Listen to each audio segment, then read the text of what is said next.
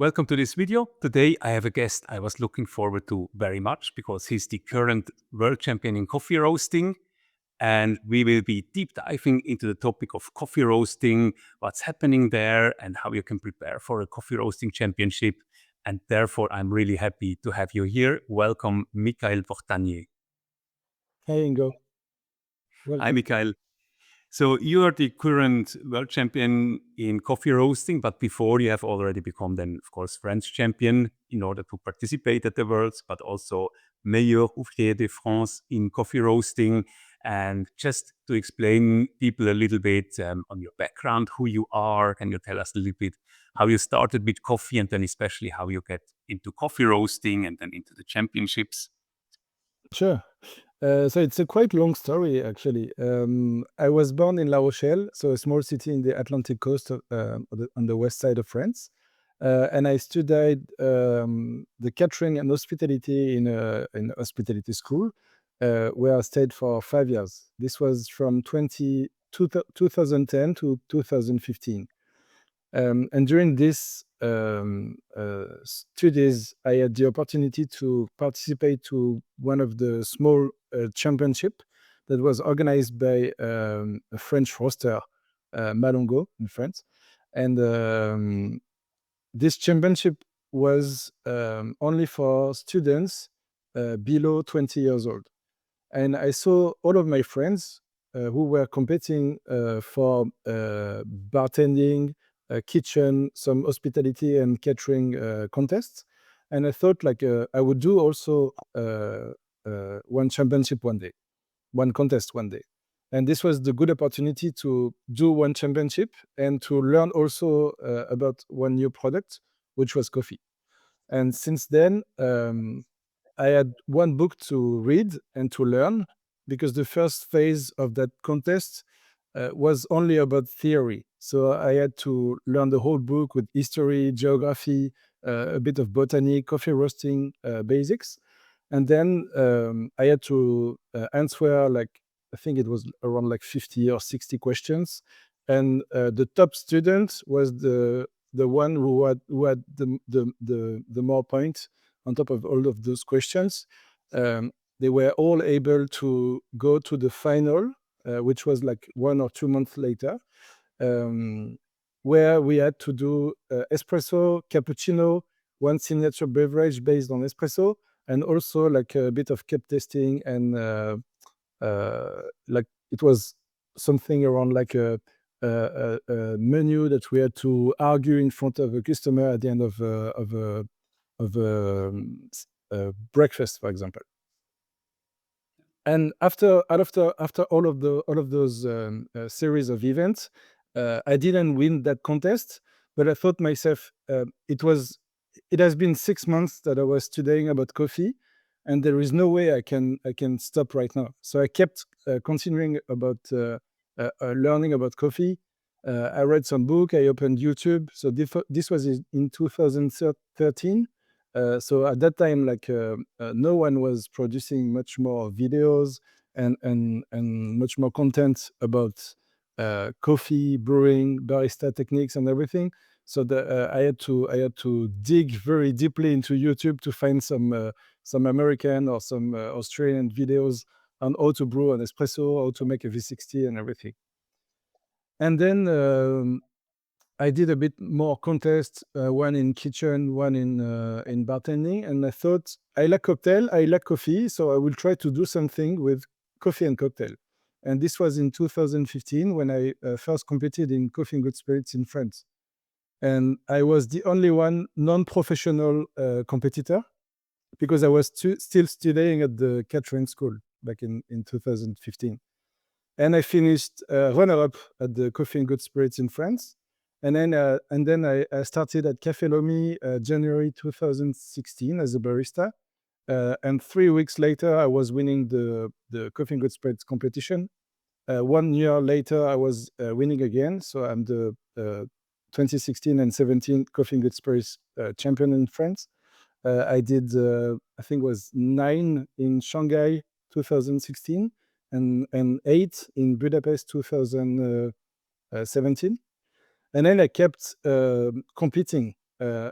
always did the cup testing championship because I find this competition super interesting. And even more when you're a coffee roaster and you are doing some quality control every day, you are basically cupping every day. So what I really like about this competition is like it doesn't make any sense to train like super hard for this competition if you are a daily cupper. You can enter in this competition and you can make good results even if you are not super well trained like a champion. You can easily go to the semifinal if you are cupping on a daily basis. And I then participate to the roasting competition 4 years ago for the first time. So it was probably the fourth year in France that this competition was organized. Um, I think my first experience was okay, like I finished at the middle of the ranking. The year after, I did one strategy that I followed 100%, which was pretty bad, and I finished like almost last one. And then I finished fifth or sixth last year, and I won in 2024. You said that being a good cup taster is the basis of becoming a good roaster. Did I understand it right? Well, yeah, because it's super easy to roast. Just turn green to brown, basically. Like no, everyone can do that, right? But to achieve a good roast, you have to be a good analyzer. Like you have to be a good cupper to analyze if your turning green to brown is good or not, right? Yeah. And you have to be like a good cupper, a good analyzer, and to see like which change you have to do to make it better and better and better. And what I like with the modern roasting is like you can automatize a lot of things, but it's every time like a better roast from the previous one that you do, basically. So what is great is like you have a 60 kilo bag of Brazil, and you have a 10 kilo roaster. That means you have basically six roasts to do with that bag, and the last one, the sixth one, will always be the best of all of them. And this is basically like when you're buying like 100 bags of coffee, you have the chance of having the best roast of all of those, probably at the middle of those 100 bags, basically, because you are always make the roast better and better. And even though you are roasting in automatic, you can have control and make the roast better and better. And how do you do it then? Like when you're production roasting, are you evaluating each roast, or are you doing a cupping session every day or once a week? How do you then develop Every day, yeah, everyday cupping is the basic of coffee roasting to me. Well, every time you are roasting, you should be cupping the day after at least, and then you can keep some beans to try them like a week after, 1 month after, to see if they are aging well, and also like analyzing the espresso output of this roast once the coffee has degassed. But the most important thing is like you make sure you don't have any roast defect, and these bags and these roasts are sellable, basically, because you'll be selling those beans before you will have your next cupping session if you are cupping every week, basically. So that means you have to make sure this roast is perfectly done with the standards you put in your routine, and then you can assess the better quality control session later once the coffee has degassed if you want. Yeah, yeah, interesting. So now you talked about your way in competitions, but somehow you have then also started to become a roaster or started coffee roasting. And how did that actually start? When did you, or how did you start coffee roasting? So I started to learn how to roast in 2017 Yeah, when I was working at Café Lomi. I stopped being a daily barista at the coffee shop and I moved to the training part. And then there were actually two or three people working at the roastery there, and then one place became available, so I jumped on it. I was packing coffee mainly, and I was cupping every day with the production team, and then I moved to the production like 1 day a week. I was like roasting half a day and then packing in the afternoon or in the other way around. And that this is where I learned all the basics, like don't forget to empty the cooling tray. Don't forget to weigh in your next green coffee batch. Take 12 grams for the next morning. Take 40 grams for the quality control of the ground color measurement. And this was like about how to set all the automatism in my brain, basically. And then because I was SCA trainer, I started to be a SCA trainer at that time.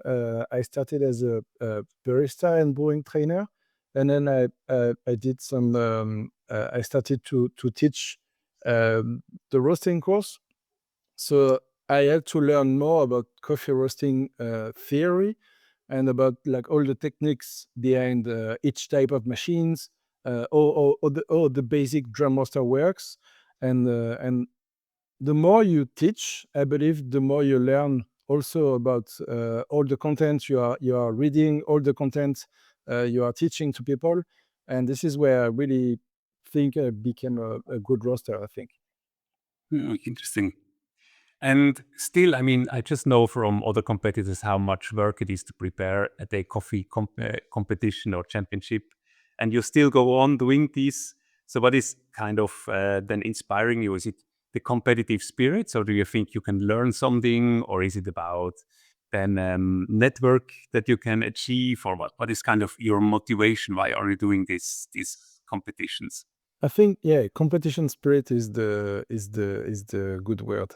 I've got myself a competition spirit since I'm a kid. I think Yeah. I really like to compete, like in different sports, in like all the things I can compete and enter in. I'm doing it, even though I'm losing. Like I did lost a few times on the coffee competition. I don't care. I just like you every time you fail and you lost the stronger you come back, basically, because you learn from your failure, and you learn from the change you have to made, and the stronger you come back, I think. Mm. What are the learnings that you get out of it? Is it because you're just then focusing on something that is a bit different from production roasting, so that you're always trying to get better and better and better? Is Of it? course. Yeah, because when you look at barista competition at the world stage, for example, very few people are a daily barista behind the bar of a coffee shop. They are most of the time entrepreneurs. They are most of the time roasters, even like trainers or quality control manager. It's not their daily job.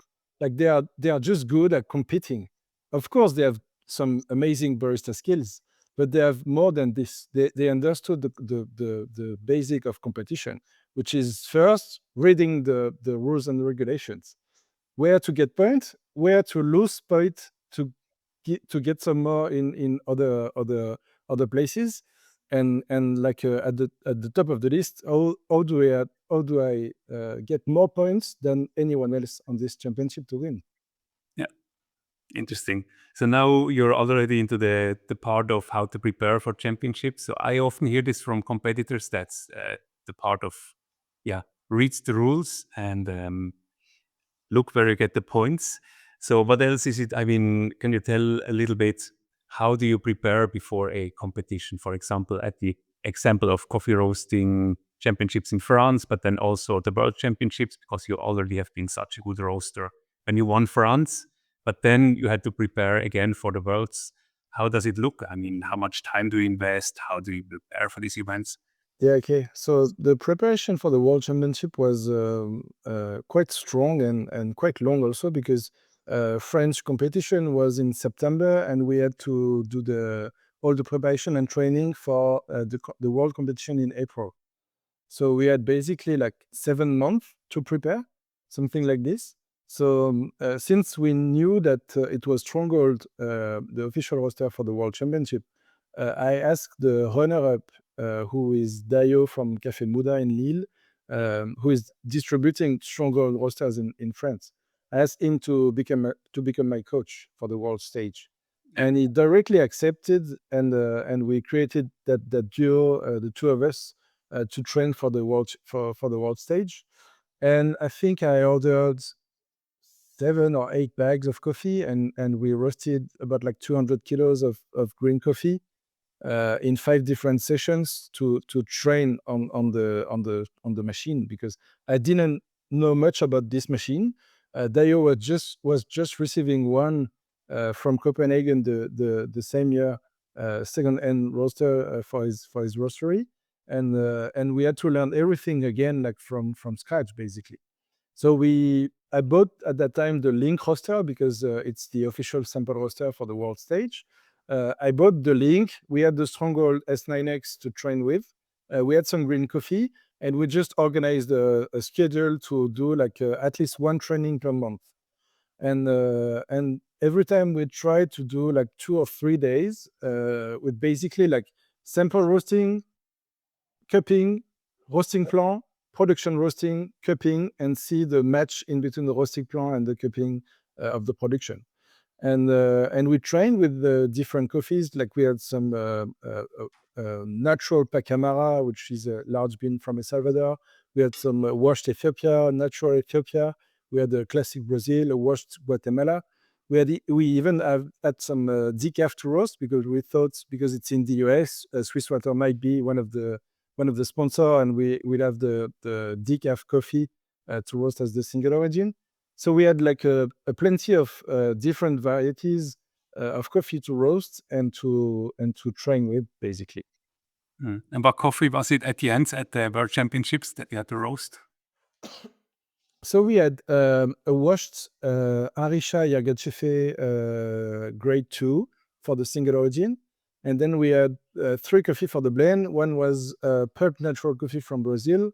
Then we had washed Arainema from Honduras, and a washed Kenya AB Yeah. for the blend. Yeah.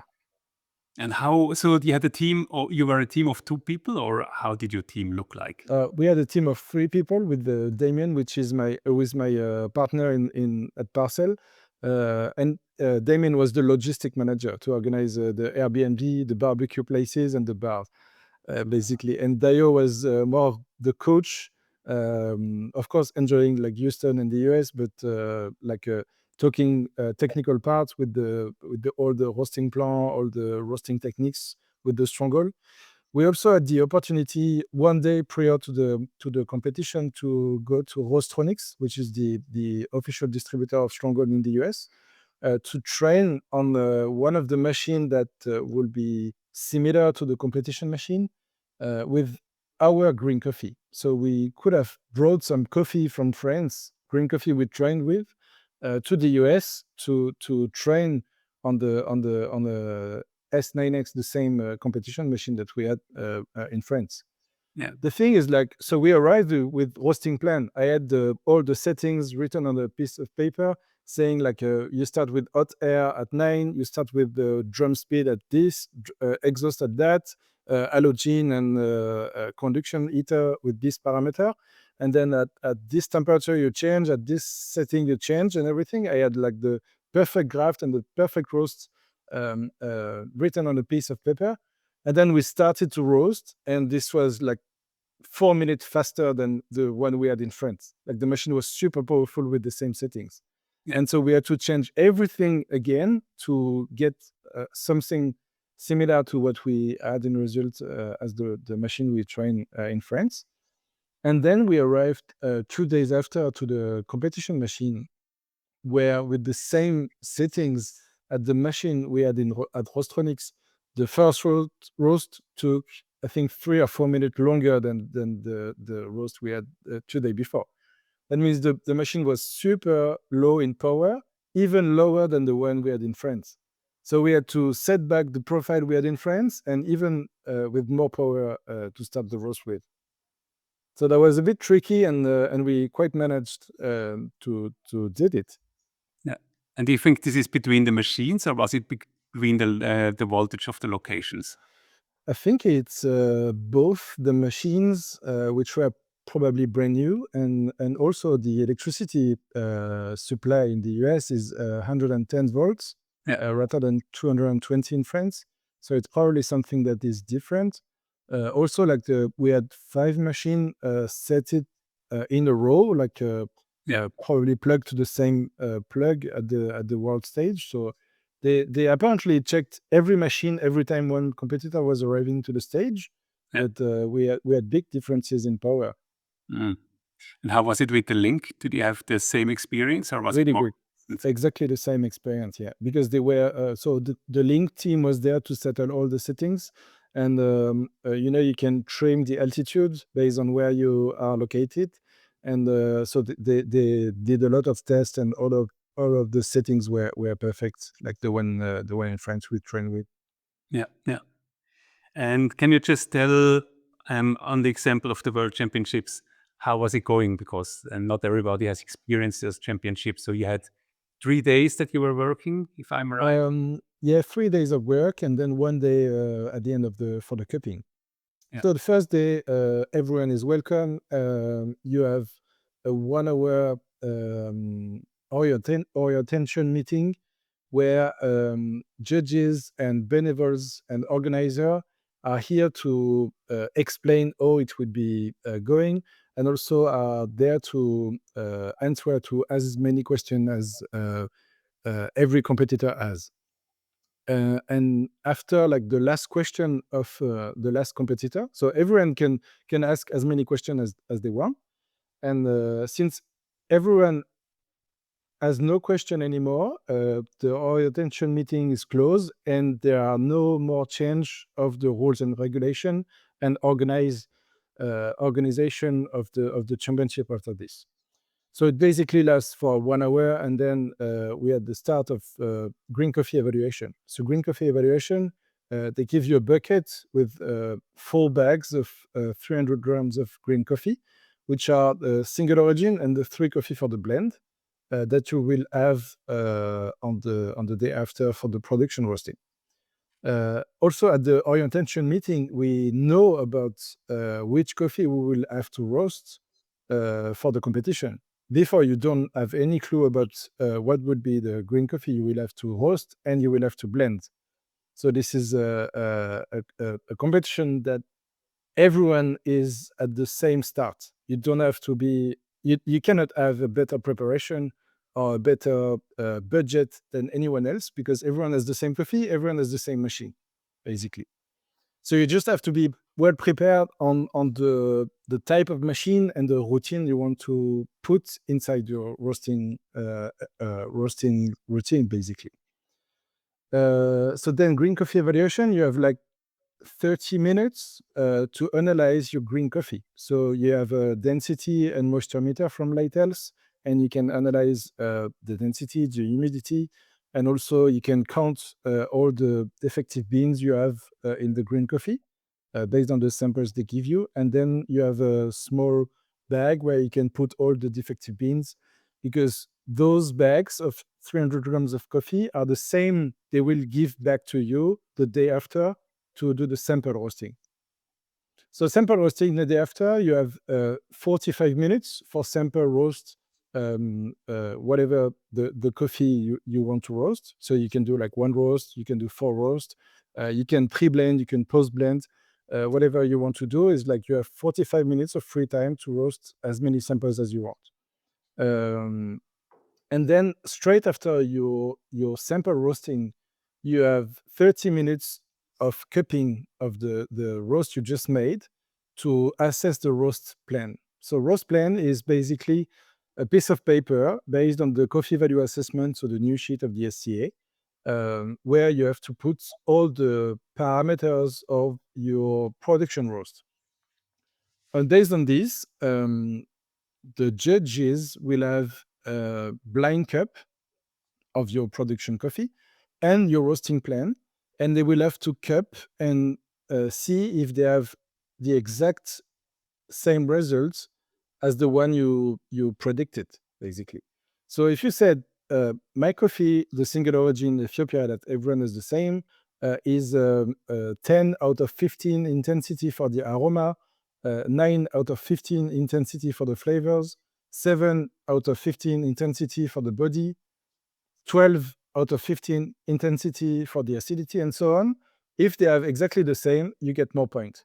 If you are the farthest you are from your prediction, and the less points you get, obviously. And then you have 1 hour and 8 kilos of green coffee to train on the production roaster, the same machine that we will have the day after. Yeah. And this is the end of day 2.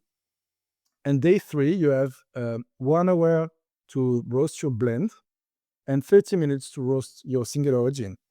And then this is the end of day 3, basically. You have 1 hour 30 to roast both coffee. You will have to give 1.5 kilo minimum of roasted beans to the judges for evaluation. And day 4 is fun because everyone is tasting all the production coffees. So there is a big table with 24 bowls of the same single origin, roasted by 24 different countries and by 24 different people. And another round of cupping bowls on another table with 24 blends with the 3 coffee we had to blend, roasted with the same competitors. And this is super funny to see like some super underdeveloped roast, some super over caramelized roast, and some really good cups. And you are really hoping for your cup to be one of the best ones. Yeah. And at the end, you're just like in the afternoon of this 4th day, you are in a room, and we wait like the 24 of us, and they were calling competitor number 4, competitor 3rd place, 2nd place, runner up, and then we were 21 people waiting for our name to be called, and this was so intense, man. This was like we were like you can feel that there are 20 people pushing behind you, waiting for their name to be called. And once I heard my name, I was like. I was not even like thinking about myself winning the thing, and one guy pushed my back and said like, "Man, this is you. You should go." Nice. Congratulations. This is something I wanted to ask you. So it's actually because I think in other competitions you're in front of the judges, you have your presentation, and then sometimes you feel it's working good or it's working not so good. But it makes the impression to me that in roasting it's a bit different. So you're actually not directly connecting to the judges, and you never really know where you stand. Or how was it for you? Did you have a point where you, oh, that's working really well, or was it like until the end you just didn't know where you stand? No one knows, and you cannot know it. Well, obviously you have a roast plan to follow. So you have you said like I put 4 kilo of green coffee. I just my prediction is to take out like 3.5 of roasted coffee. My weight loss is this. My ground color target is that, and then you have like some points to follow. Basically, like you enter at 160 degrees. You just open the door at the end of the roast at 205, and these technical parameters are the one that you are judged on, basically, because the closest you are from your prediction and the more points you get. But at the end of the day, like even though you made your roast as predicted as your roasting plan, and you did your best, you never know if the judges will have the same perception, if the judges will appreciate the cup as much as you did during the sample roasting cupping. And it's like it's basically like poker. You've got 2 aces in your hand, and you want to do all in because you think you've got the best hand out of the table, and you just follow your strategy 100%, and there is no more change to do because your strategy is the roasting plan. You just have to follow it as much as you can, and then this is like all in poker. It can pass or it can fail. And do they also then evaluate the quality? Do they give, so do you get the more points, the better it is? Or is it really just the more points, the more it is to the plan? So it's basically the better the roast is, and the more point of quality you get, and then the prediction points are just multiplicating the point of the quality. So if I do like a good roast and I predict this roast to be good, I have more points than if you do an a good roast also, but if you predict it excellent, basically. Because you are too far away from your prediction, so you get less point than me because I predicted just good and I did a good roast. Yeah. And so what happened then? Now, then you became world champion in coffee roasting. What happened then for you afterwards? So what happened is back to normal life, consulting and training, but with another vision. Like people see you as someone that they can trust more than the basic trainer I was like before, basically. Yeah. You can feel that there is a bit of more respect on the discussions we have with people. You can also feel that there is obviously like more demands for consulting and training like around the world. Like I didn't have any demand for Qatar or any European country before that I have now, basically, which is cool. Uh, and you can feel that lots of people want to see me and see what is the theory and what is how do you say that uh, all the all the all the thing I want to share. Like they want to talk with me and they want to understand more about like what is the vision of a world coffee roasting champion. Yeah. Yeah, interesting. And so when you look back on the whole competition or the whole time, what are the things that you took from it that where you learned the most? Like the points where you when you look back, say, oh, here I had some really massive learnings or developments. Massive learning was like the the s- the stronger point we had with the training was about like how to get the most of the link roster and how to get the most of the stronger roster. And since I didn't know much about those two machines, I had to learn them, and we spent like I don't know 3 full days about roasting on the link to find the perfect profile, because there are like I don't know 700 or 800 profile uh, built in the machine. So we had to find the best one for the roasting competition, and then we had to find how to achieve the roast that was as good as the profile we found good on the link roster. So this was another like busy part to find a good one. And what I learned the most is like how to set a new profile, how to repeat a thing on a small machine, from a small machine to a bigger machine, based on the ground color reading, basically. And like what I learned a lot also was about the CVA SCA form, because this was the new form for the last 3 years, I think, on the roasting competition. So we had to learn more about this CVA form to be super accurate on the descriptors and on the intensities also. So cupping wise was a good learn too. Yeah, nice. And if now somebody's listening and also wants to become, I don't know, national or even world champion in coffee roasting, do you have anything that you can recommend them where to focus on?